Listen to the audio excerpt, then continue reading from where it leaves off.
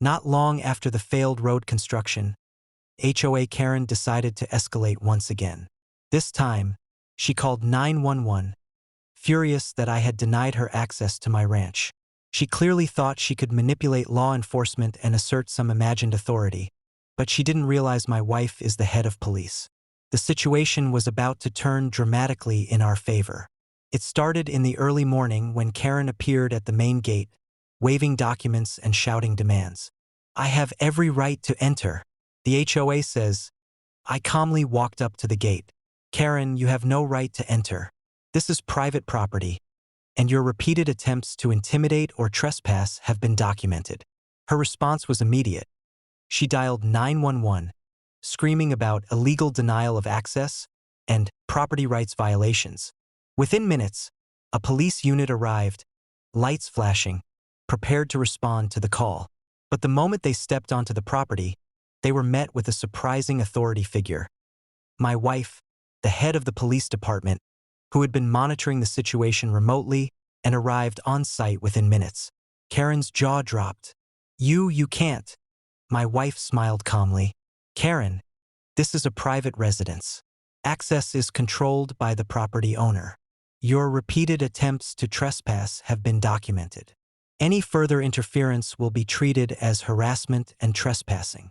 The arriving officers, realizing the situation, paused.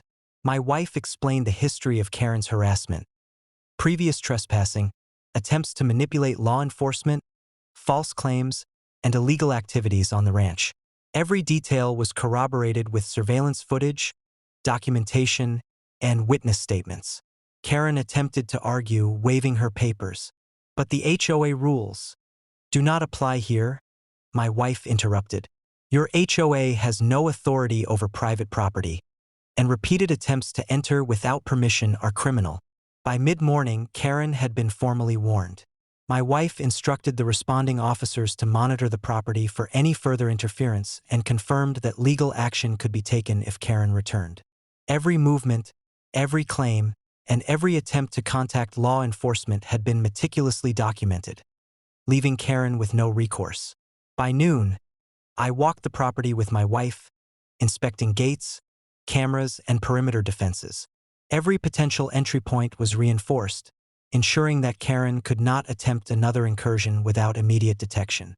The ranch was fully secure, and her repeated harassment had been neutralized with authority and law.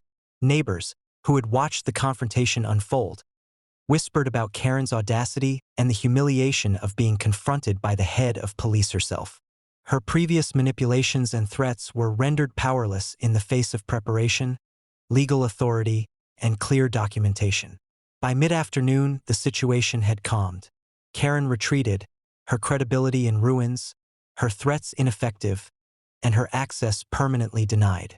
The ranch remained under full control, with surveillance cameras recording every corner and every potential intrusion.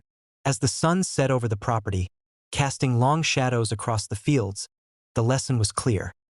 Attempts to manipulate law enforcement, intimidate property owners, or assert unauthorized authority will always fail when faced with preparation, legal knowledge, and actual authority.